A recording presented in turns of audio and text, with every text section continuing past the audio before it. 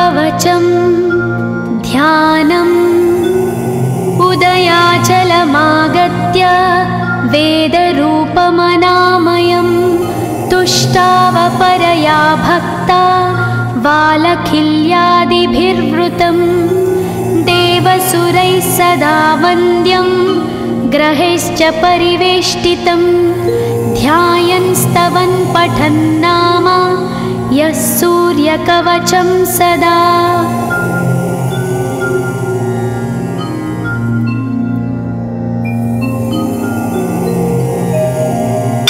कवचं गृणिः पातु शिरोदेशं सूर्यः पालं च पातु मे आदित्यो लोचने पातु श्रुतिपातः प्रभाकरः घ्राणं पातु सदा भानो अर्कपातु तथा।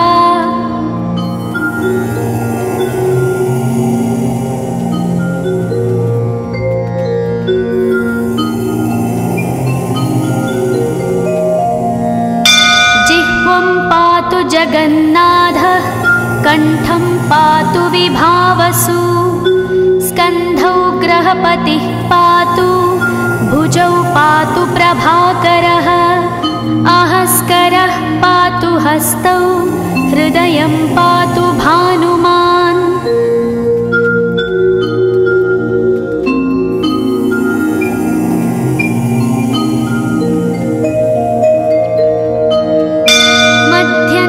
पातु सप्ताश्वो नाभिं पातु नभोमणिः द्वादशात्मा कटिं पातु सविता पातु सक्तिनी ऊरू पातु सुरश्रेष्ठो जानुनी पातु भास्करः जङ्घे पातु च मार्ताण्डो गुल्फौ पातु त्विषाम्पतिः।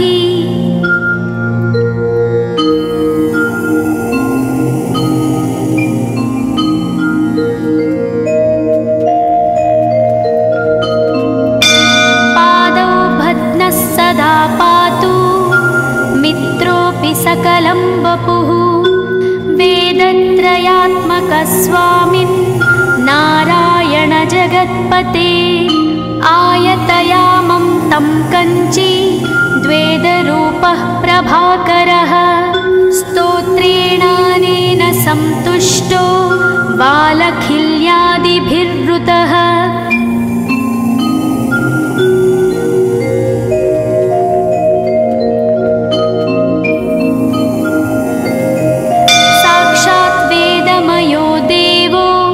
रथारूढः समागतः तं दृष्ट्या सहस्तोत्थाय दण्डवत् प्रणमन् भुवि कृताञ्जलिपुटो भूत्वा सूर्यस्याग्रे स्तुवत्तदा वेदमूर्तिः महाभागो ज्ञानदृष्टिर्विचार्य च ब्रह्मणा स्थापितं पूर्वं यथा यमाविवर्जितम्।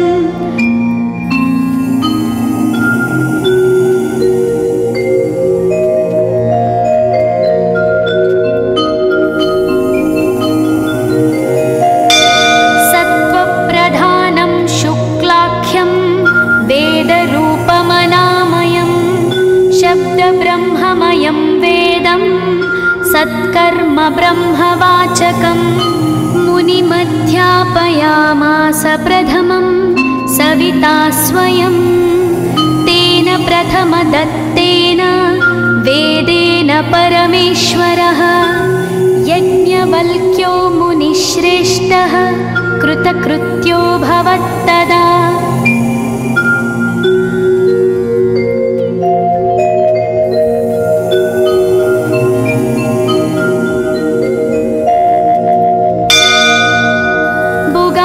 सकलान् वेदान् ज्ञातवान् सूर्यसन्निधौ इदं स्तोत्रं महापुण्यं पवित्रं पापनाशनं यः पठेच्छृणुयाद्वापि सर्वपापैः प्रमुच्यते वेदार्थज्ञानसम्पन्नः सूर्यलोकमवाप्नुयात्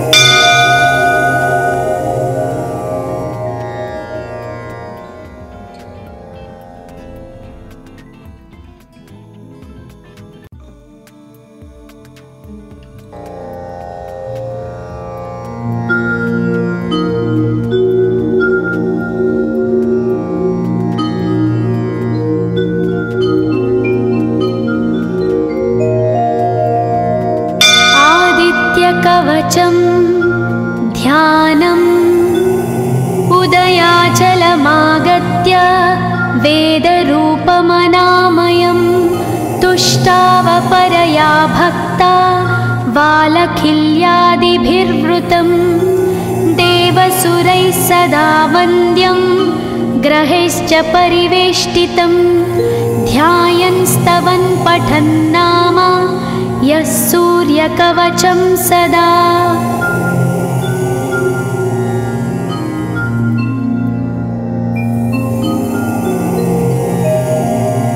कवचं गृणिः पातु शिरोदेशं सूर्यः पालं च पातु मे आदित्यो लोचने पातु श्रुतिपातः प्रभाकरः घ्राणं पातु सदा भानो अर्कपातु तथा।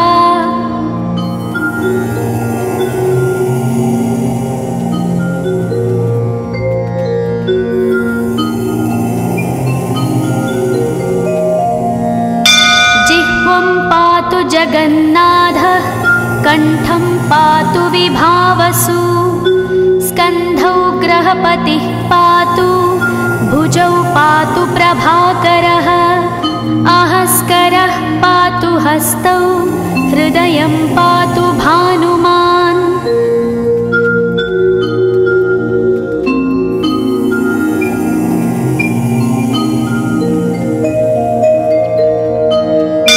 मध्यं च पातु सप्ताश्वो नाभिं पातु नभोमणिः द्वादशात्मा कटिं पातु सविता पातु सक्तिनी ऊरू पातु सुरश्रेष्ठो जानुनी पातु भास्करः जङ्घे पातु च मार्ताण्डो गुल्फौ पातु त्विषाम्पतिः।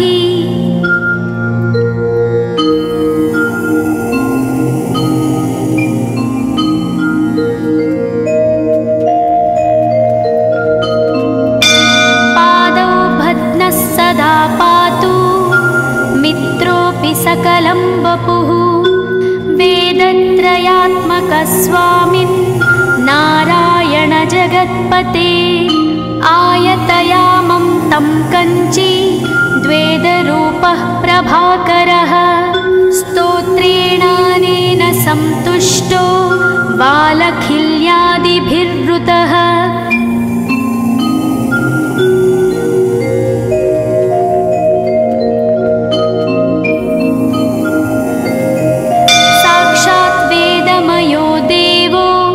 रथारूढः समागतः तं दृष्ट्या सहस्तोत्थाय दण्डवत् प्रणमन् भुवि कृताञ्जलिपुटो भूत्वा सूर्यस्याग्रे स्तुवत्तदा वेदमूर्तिः महाभागो ज्ञानदृष्टिर्विचार्य च ब्रह्मणा स्थापितं पूर्वं यथा यमाविवर्जितम्।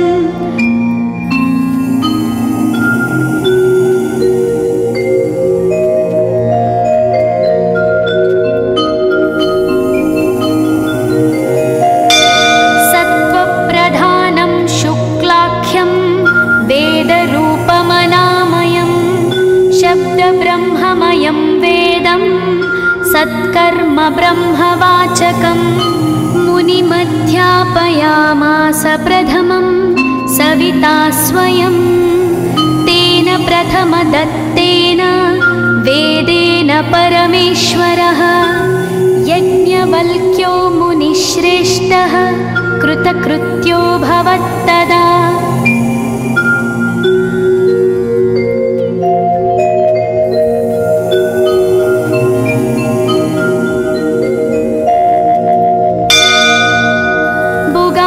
सकलान् वेदान् ज्ञातवान् सूर्यसन्निधौ इदं स्तोत्रं महापुण्यं पवित्रं पापनाशनं यः पठेच्छृणुयाद्वापि सर्वपापैः प्रमुच्यते वेदार्थज्ञानसम्पन्नः सूर्यलोकमवाप्नुयात्।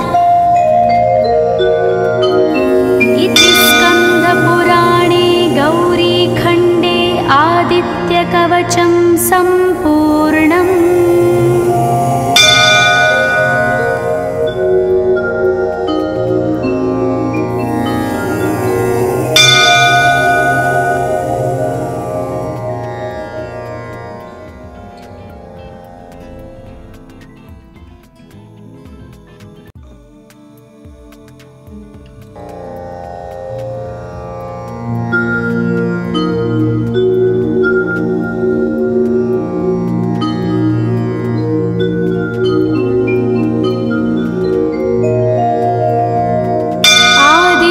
कवचं ध्यानम् उदयाचलमागत्य वेदरूपमनामयं तुष्टावपरया भक्ता वालखिल्यादिभिर्वृतं देवसुरैः सदा वन्द्यं ग्रहैश्च परिवेष्टितं ध्यायन् स्तवन् पठन् नाम यः सूर्यकवचं सदा।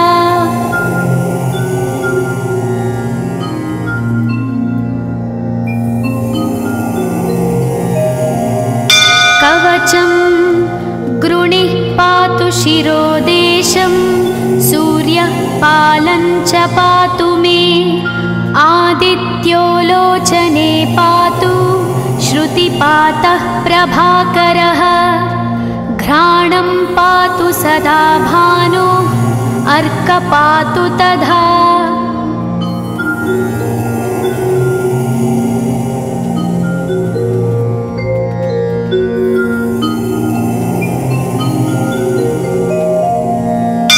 जिह्वं पातु जगन्नाथः कण्ठं पातु विभावसु स्कन्धौ ग्रहपतिः पातु भुजौ पातु प्रभाकरः अहस्करः पातु हस्तौ हृदयं पातु भानुमान्।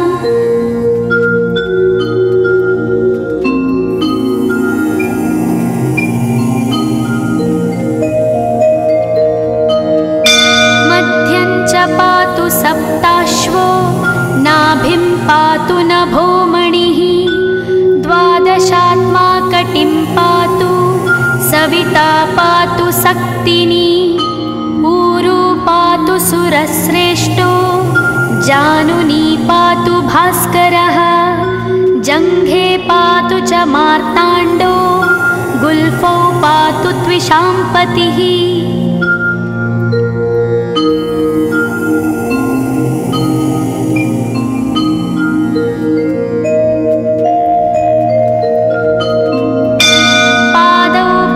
सदा पातु मित्रोऽपि सकलं वपुः वेदत्रयात्मकस्वामिन् नारायण जगत्पते आयतयामं तं कञ्ची द्वेदरूपः प्रभाकरः स्तोत्रेणानेन सन्तुष्टो वालखिल्यादिभिर्वृतः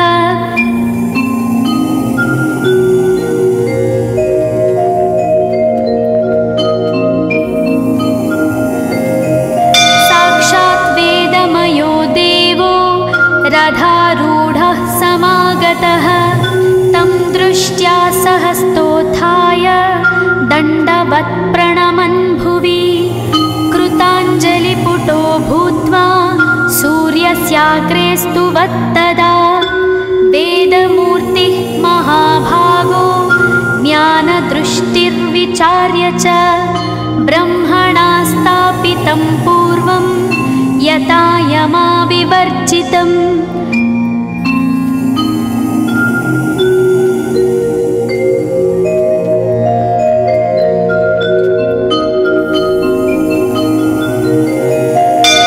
सत्त्वप्रधानं शुक्लाख्यं वेदरूपमनामयं शब्दब्रह्ममयं वेदं सत्कर्म ब्रह्मवाचकम् मुनिमध्यापयामास प्रथमं सविता स्वयं तेन प्रथमदत्तेन वेदेन परमेश्वरः यज्ञवल्क्यो मुनिश्रेष्ठः कृतकृत्यो भवत्तदा।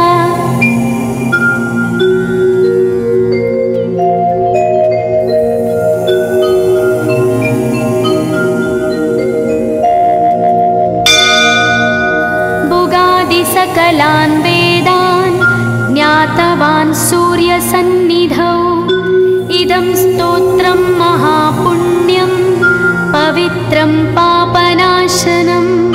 यः पठेच्छृणुयाद्वापि सर्वपापैः प्रमुच्यते। वेदार्थज्ञानसम्पन्नः सूर्यलोकमवाप्नुयात्। पुराणे गौरीखण्डे आदित्यकवचं सम्पूर्णम्।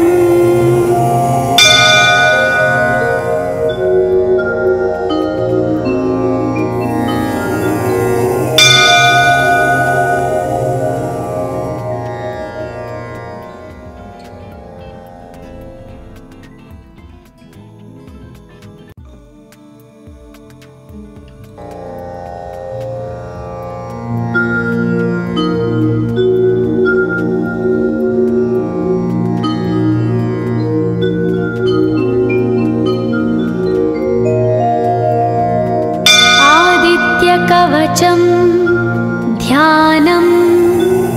उदयाचलमागत्य वेदरूपमनामयं। तुष्टावपरया भक्ता वालखिल्यादिभिर्वृतं। देवसुरैः सदा वन्द्यं ग्रहैश्च परिवेष्टितं। ध्यायन् स्तवन् पठन् नाम यः सूर्यकवचं सदा।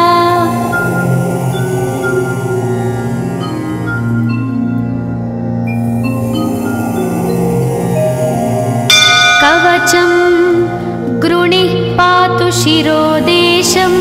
सूर्यः पालं च पातु मे। आदित्यो लोचने पातु श्रुतिपातः प्रभाकरः। घ्राणं पातु सदा भानो अर्क पातु तथा।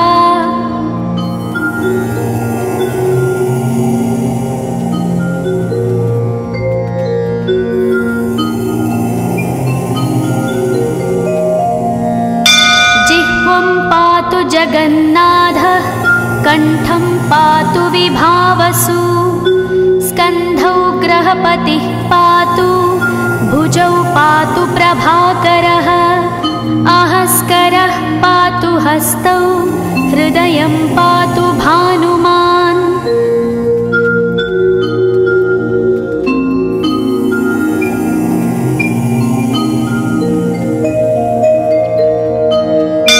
मध्यं च पातु सप्ताश्वो नाभिं पातु नभोमणिः। द्वादशात्मा कटिं पातु सविता पातु सक्तिनी। ऊरू पातु सुरश्रेष्ठो जानुनी पातु भास्करः। जङ्घे पातु च मार्ताण्डो गुल्फौ पातु त्विषाम्पतिः।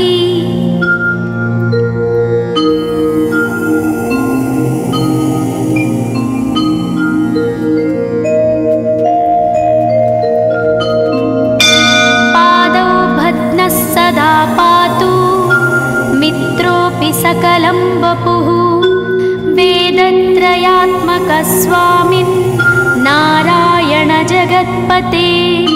आयतयामं तं कञ्ची द्वेदरूपः प्रभाकरः। स्तोत्रेणानेन सन्तुष्टो वालखिल्यादिभिर्वृतः।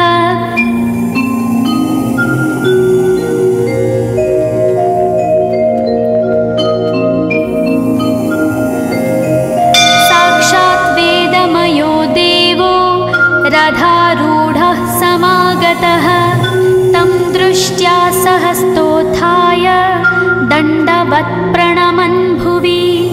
कृताञ्जलिपुटो भूत्वा सूर्यस्याग्रे स्तुवत्तदा। वेदमूर्तिः महाभागो ज्ञान प्रचार्य च ब्रह्मणा स्थापितं पूर्वं यथा यमाविवर्जितम्।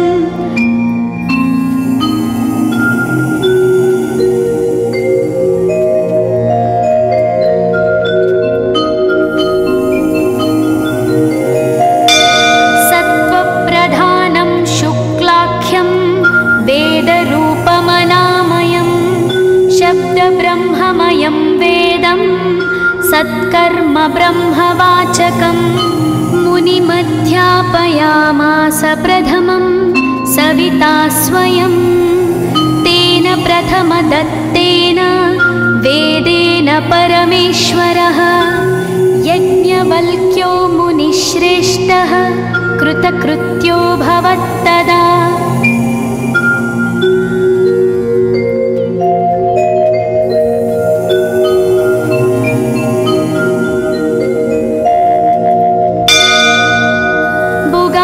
सकलान् वेदान् ज्ञातवान् सूर्यसन्निधौ इदं स्तोत्रं महापुण्यं पवित्रं पापनाशनं यः पठेच्छृणुयाद्वापि सर्वपापैः प्रमुच्यते वेदार्थज्ञानसम्पन्नः सूर्यलोकमवाप्नुयात्। स्कन्दपुराणे गौरीखण्डे आदित्यकवचं सम्पूर्णम्।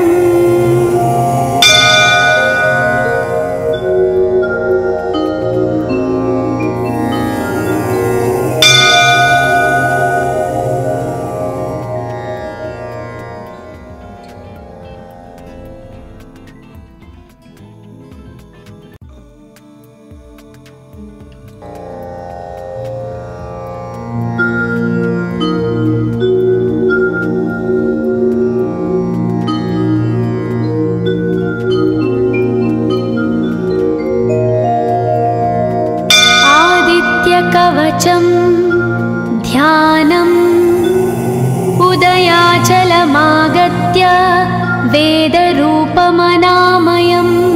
तुष्टावपरया भक्ता वालखिल्यादिभिर्वृतं देवसुरैः सदा वन्द्यं ग्रहैश्च परिवेष्टितं ध्यायन् स्तवन् पठन् नाम यः सूर्यकवचं सदा।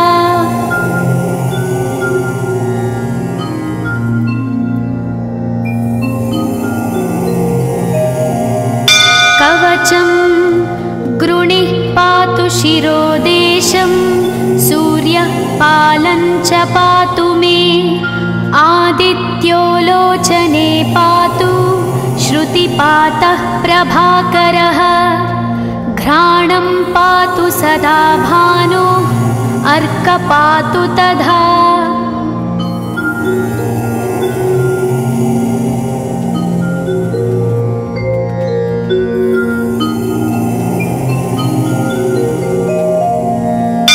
जिह्वं पातु जगन्नाथः कण्ठं पातु विभावसु स्कन्धौ ग्रहपतिः पातु भुजौ पातु प्रभाकरः आहस्करः पातु हस्तौ हृदयं पातु भानुमान्।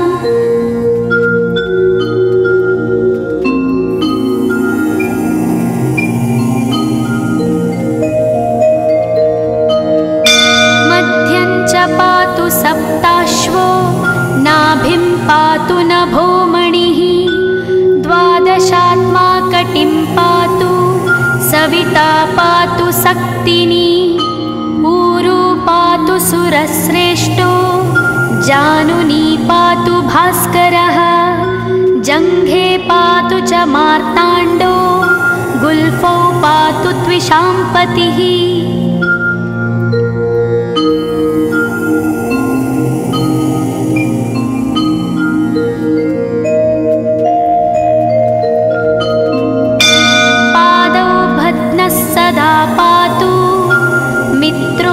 सकलं वपुः वेदत्रयात्मकस्वामिन् नारायण जगत्पते आयतयामं तं कञ्ची द्वेदरूपः प्रभाकरः स्तोत्रेणानेन सन्तुष्टो बालखिल्यादिभिर्वृतः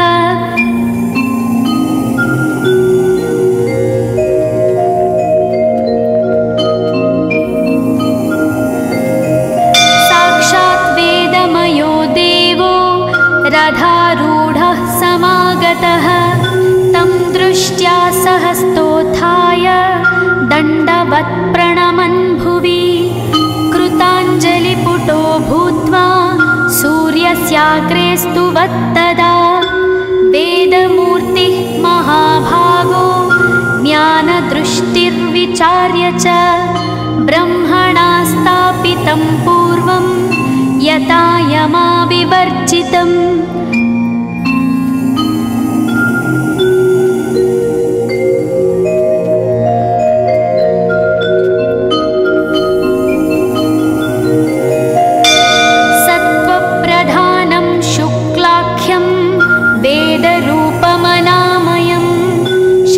ब्रह्ममयं वेदं सत्कर्म ब्रह्मवाचकं मुनिमध्यापयामास प्रथमं सविता स्वयं तेन प्रथमदत्तेन वेदेन परमेश्वरः यज्ञवल्क्यो मुनिश्रेष्ठः कृतकृत्यो भवत्तदा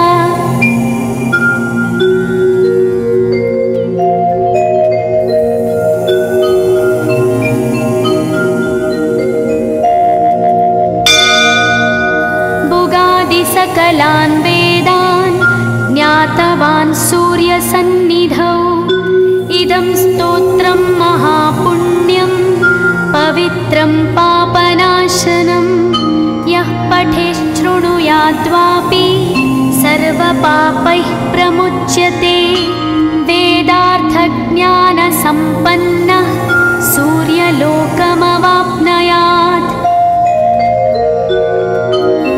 इति स्कन्दपुराणे गौरीखण्डे आदित्यकवचं सम्पूर्णम्।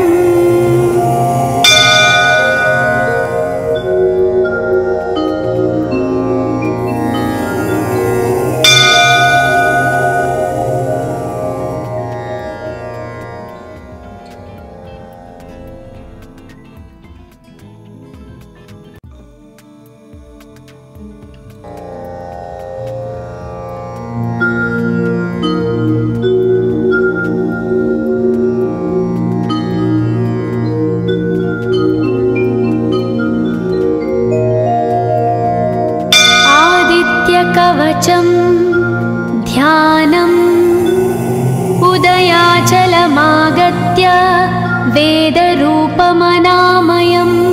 तुष्टावपरया भक्ता बालखिल्यादिभिर्वृतं देवसुरैः सदा वन्द्यं ग्रहैश्च परिवेष्टितं ध्यायन् स्तवन् पठन् नाम यः सूर्यकवचं सदा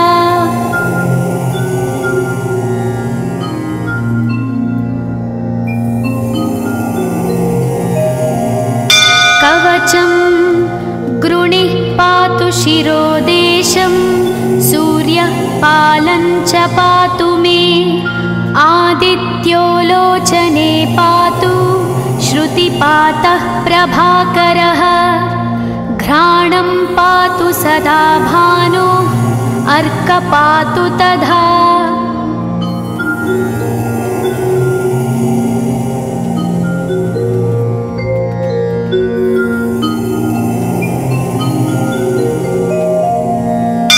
जिह्वं पातु जगन्नाथः कण्ठं पातु विभावसु स्कन्धौ ग्रहपतिः पातु भुजौ पातु प्रभाकरः आहस्करः पातु हस्तौ हृदयं पातु भानुमान्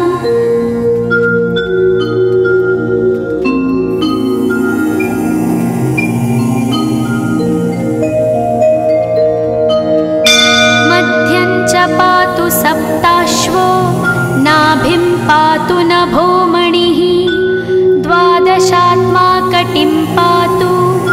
सविता पातु सक्तिनी ऊरू पातु सुरश्रेष्ठो जानुनी पातु भास्करः जङ्घे पातु च मार्ताण्डो गुल्फौ पातु त्विषाम्पतिः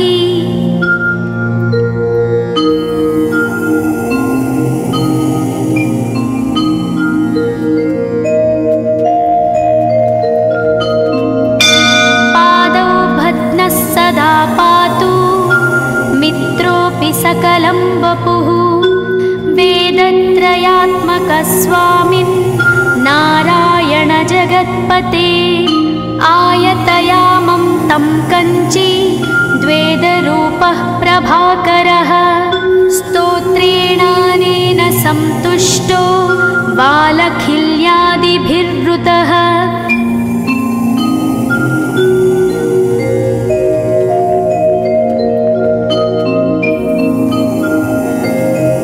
साक्षात् वेदमयो देवो रथारूढः समागतः तं दृष्ट्या सहस्तोत्थाय दण्डवत् प्रणमन् भुवि कृताञ्जलिपुटो भूत्वा सूर्यस्याग्रे स्तुवत्तदा वेदमूर्तिः महाभागो ज्ञानदृष्टिर्विचार्य च ब्रह्मणा स्थापितं पूर्वं यथा यमाविवर्जितम्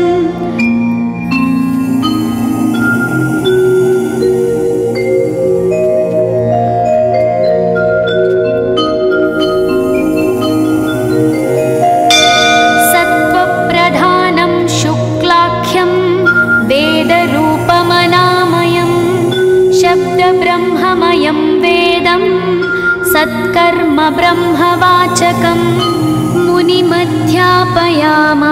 प्रथमं सविता स्वयं तेन प्रथमदत्तेन वेदेन परमेश्वरः यज्ञवल्क्यो मुनिश्रेष्ठः कृतकृत्यो भवत्तदा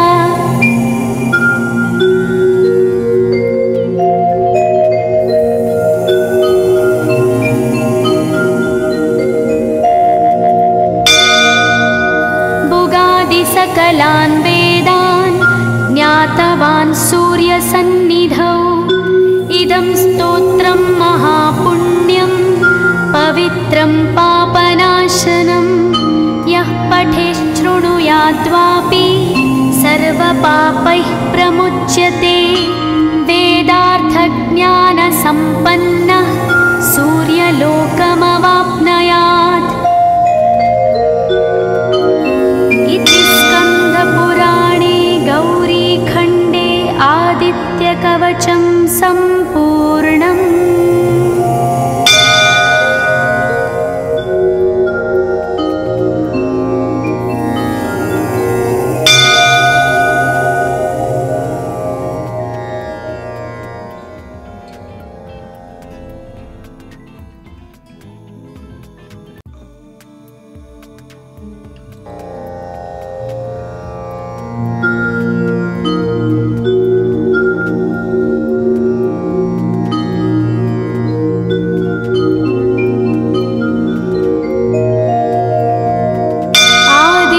कवचं ध्यानम् उदयाचलमागत्य वेदरूपमनामयं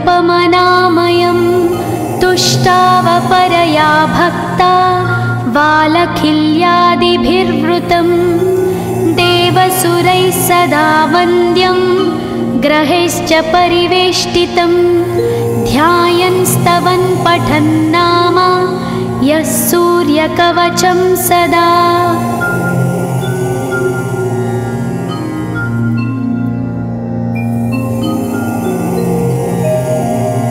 कवचं गृणिः पातु शिरोदेशं सूर्यः पालं च पातु मे आदित्यो लोचने पातु श्रुतिपातः प्रभाकरः घ्राणं पातु सदा भानो अर्क पातु तथा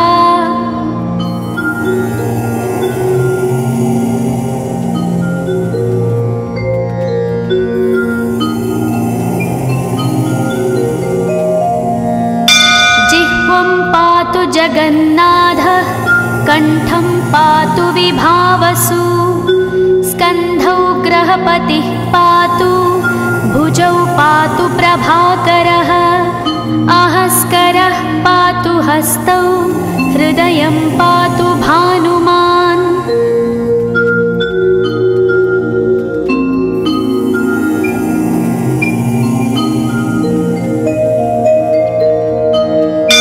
मध्यं च पातु सप्ताश्वो नाभिं पातु नभोमणिः द्वादशात्मा कटिं पातु सविता पातु सक्तिनी ऊरू पातु सुरश्रेष्ठो जानुनी पातु भास्करः जङ्घे पातु च मार्ताण्डो गुल्फौ पातु त्विषाम्पतिः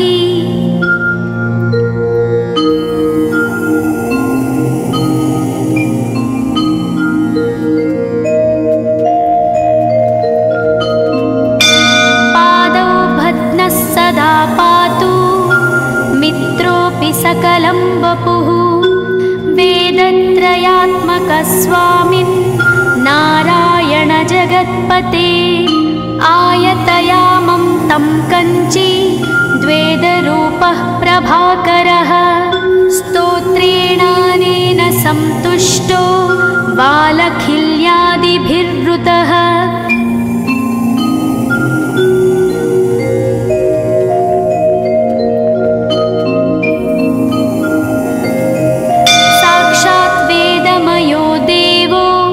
रथारूढः समागतः तं दृष्ट्या सहस्तोत्थाय दण्डवत् प्रणमन् भुवि कृताञ्जलिपुटो भूत्वा सूर्यस्याग्रे स्तुवत्तदा वेदमूर्तिः महाभागो ज्ञानदृष्टिर्विचार्य च ब्रह्मणा स्थापितं पूर्वं यथा यमाविवर्जितम्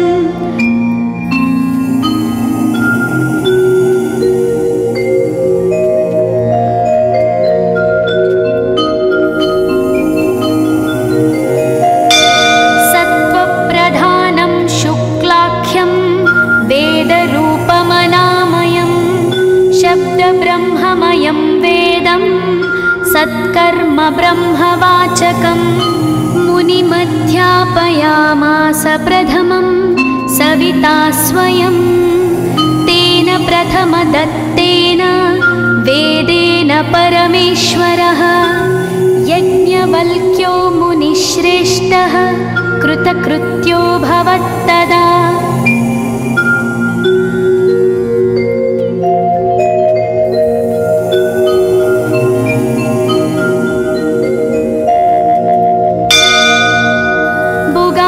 सकलान् वेदान् ज्ञातवान् सूर्यसन्निधौ इदं स्तोत्रं महापुण्यं पवित्रं पापनाशनं यः पठेच्छृणुयाद्वापि सर्वपापैः प्रमुच्यते वेदार्थज्ञानसम्पन्नः सूर्यलोकमवाप्नुयात्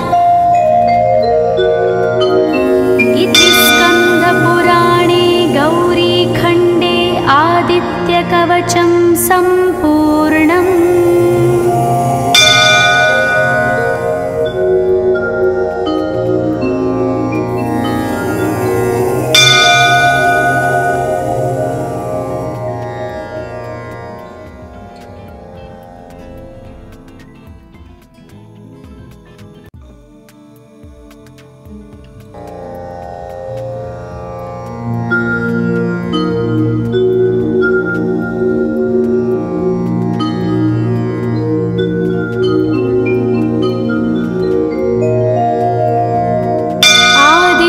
कवचं ध्यानम् उदयाचलमागत्य वेदरूपमनामयं तुष्टावपरया भक्ता वालखिल्यादिभिर्वृतं देवसुरैः सदा वन्द्यं ग्रहैश्च परिवेष्टितं ध्यायन् स्तवन् पठन् नाम यः सूर्यकवचं सदा।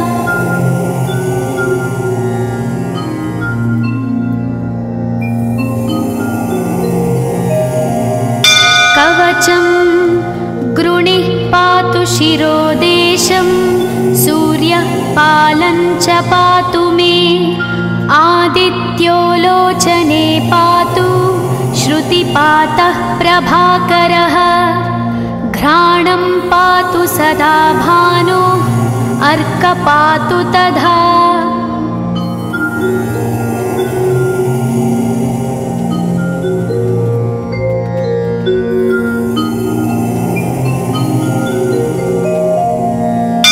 जिह्वं पातु जगन्नाथः, कण्ठं पातु विभावसु। स्कन्धौ ग्रहपतिः पातु, भुजौ पातु प्रभाकरः। अहस्करः पातु हस्तौ, हृदयं पातु भानुमान्।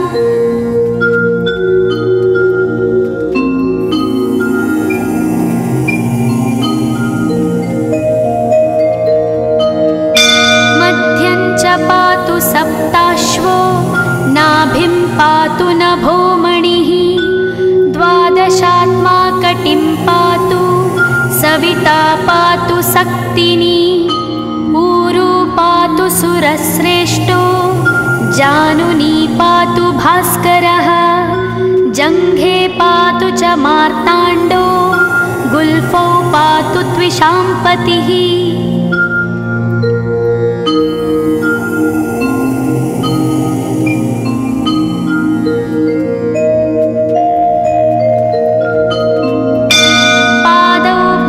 सदा पातु, मित्रोऽपि सकलं वपुः। वेदत्रयात्मकः स्वामिन्, नारायण जगत्पते। आयतयामं तं कञ्ची, द्वेदरूपः प्रभाकरः। स्तोत्रेणानेन सन्तुष्टो, बालखिल्यादिभिर्वृतः।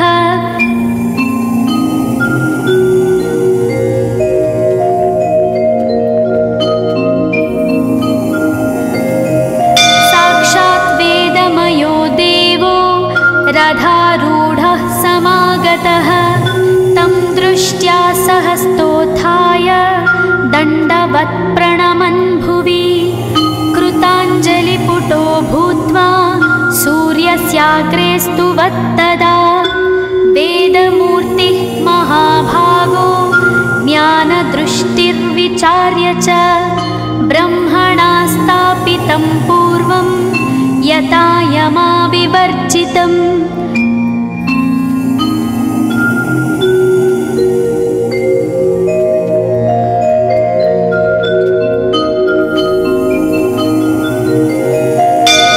सत्त्वप्रधानं शुक्लाख्यं, वेदरूपमनामयं। शब्दब्रह्ममयं वेदं, सत्कर्म ब्रह्मवाचकम्। मुनिमध्यापयामास प्रथमं, सविता स्वयं। तेन प्रथमदत्तेन, वेदेन परमेश्वरः। यज्ञवल्क्यो मुनिश्रेष्ठः, कृतकृत्यो भवत्तदा।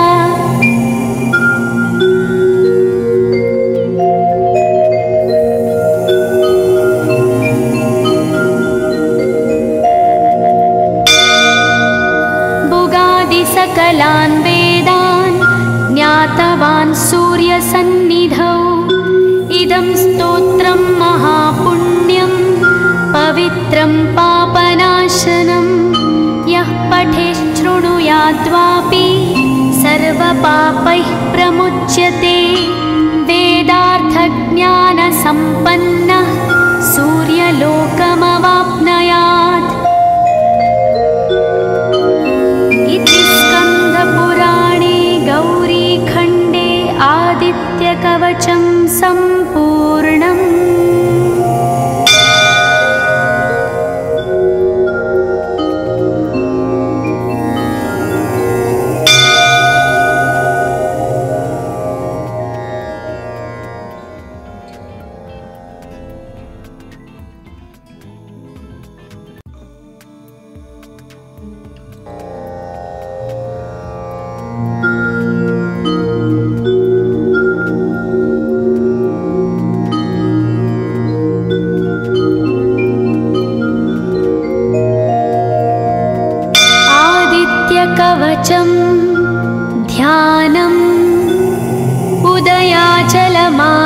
आदित्य वेदरूपमनामयं तुष्टावपरया भक्ता वालखिल्यादिभिर्वृतं देवसुरैः सदा वन्द्यं ग्रहैश्च परिवेष्टितं ध्यायन् स्तवन् पठन् नाम यः सूर्यकवचं सदा।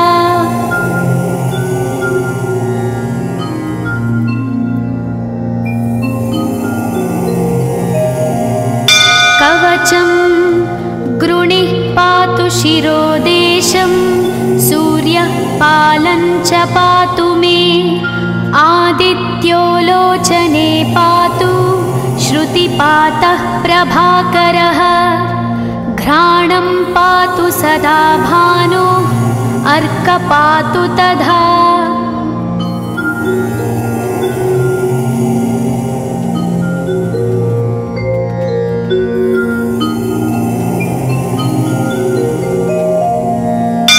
जिह्वं पातु जगन्नाथः कण्ठं पातु विभावसु स्कन्धौ ग्रहपतिः पातु भुजौ पातु प्रभाकरः अहस्करः पातु हस्तौ हृदयं पातु भानुमान्।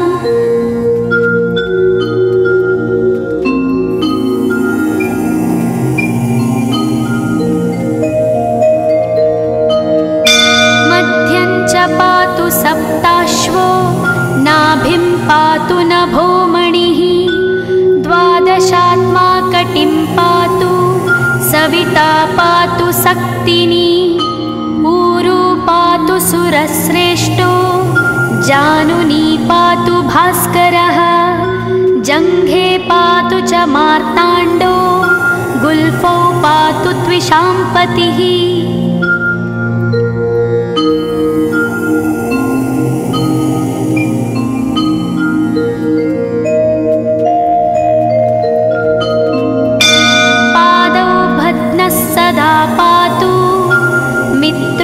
सकलं वपुः वेदत्रयात्मकस्वामिन् नारायण जगत्पते आयतयामं तं कञ्ची द्वेदरूपः प्रभाकरः स्तोत्रेणानेन सन्तुष्टो वालखिल्यादिभिर्वृतः।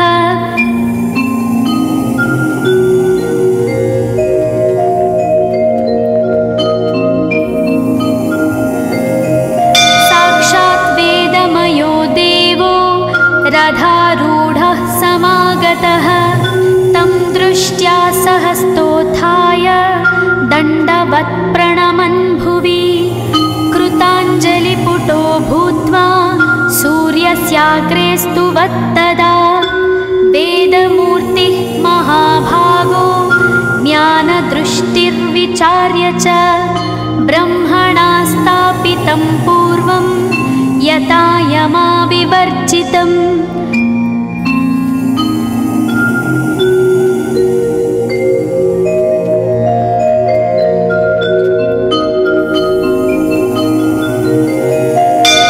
सत्त्वप्रधानं शुक्लाख्यं वेदरूपमनामयं शब्दब्रह्ममयं वेदं सत्कर्म ब्रह्मवाचकम् मुनिमध्यापयामास प्रथमं सविता स्वयं तेन प्रथमदत्तेन वेदेन परमेश्वरः यज्ञवल्क्यो मुनिश्रेष्ठः कृतकृत्यो भवत्तदा।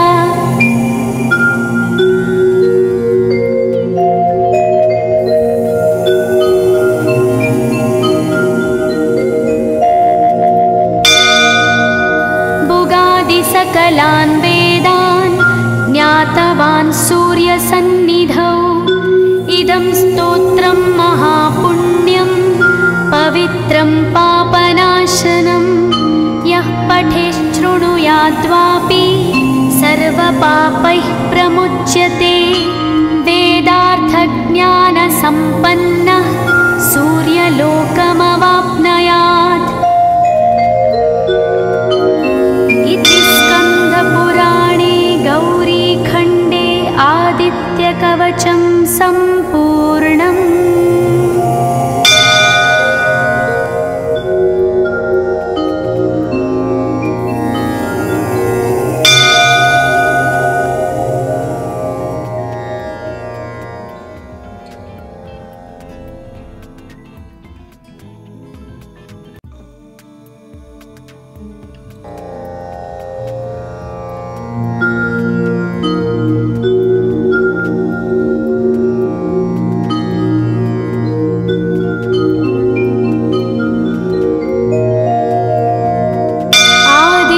कवचं ध्यानम् उदयाचलमागत्य वेदरूपमनामयं तुष्टावपरया भक्ता वालखिल्यादिभिर्वृतं देवसुरैः सदा वन्द्यं ग्रहैश्च परिवेष्टितं ध्यायन् स्तवन् पठन् नाम यः सूर्यकवचं सदा।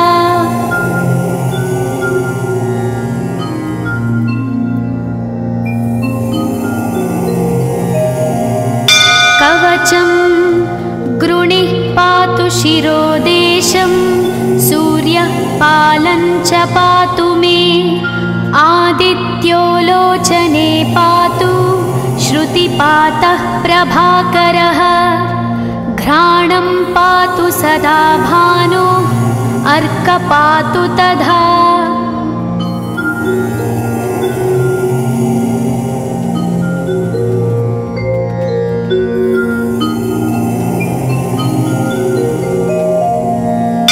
जिह्वं पातु जगन्नाथः कण्ठं पातु विभावसु स्कन्धौ ग्रहपतिः पातु भुजौ पातु प्रभाकरः आहस्करः पातु हस्तौ हृदयं पातु भानुमान्।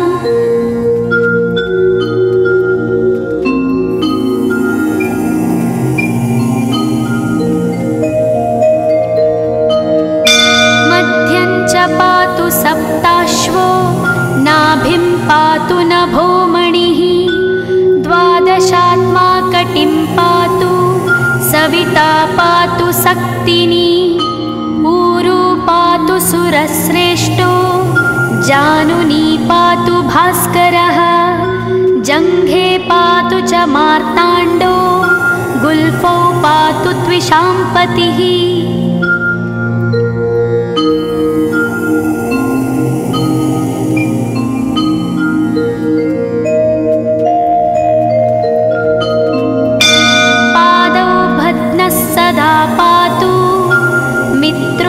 सकलं वपुः वेदत्रयात्मकस्वामिन् नारायण जगत्पते आयतयामं तं कञ्ची द्वेदरूपः प्रभाकरः स्तोत्रेणानेन सन्तुष्टो वालखिल्यादिभिर्वृतः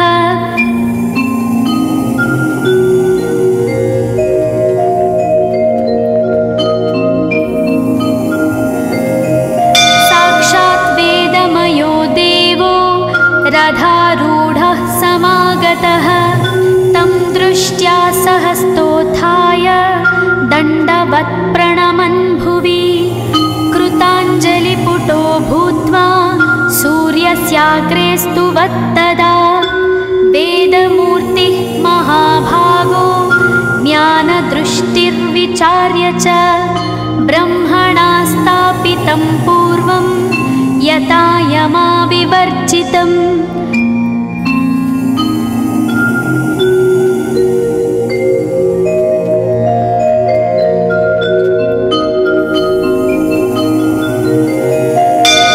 सत्त्वप्रधानं शुक्लाख्यं वेदरूपमनामयं शब्दब्रह्ममयं वेदं सत्कर्म ब्रह्मवाचकम् मुनिमध्यापयामास प्रथमं सविता स्वयं तेन प्रथमदत्तेन वेदेन परमेश्वरः यज्ञवल्क्यो मुनिश्रेष्ठः कृतकृत्यो भवत्तदा।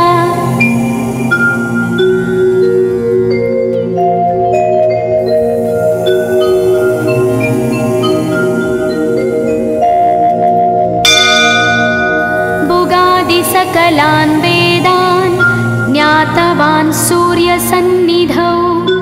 इदं स्तोत्रं महापुण्यं पवित्रं पापनाशनं यः पठेत् शृणुयाद्वापि सर्वपापैः प्रमुच्यते।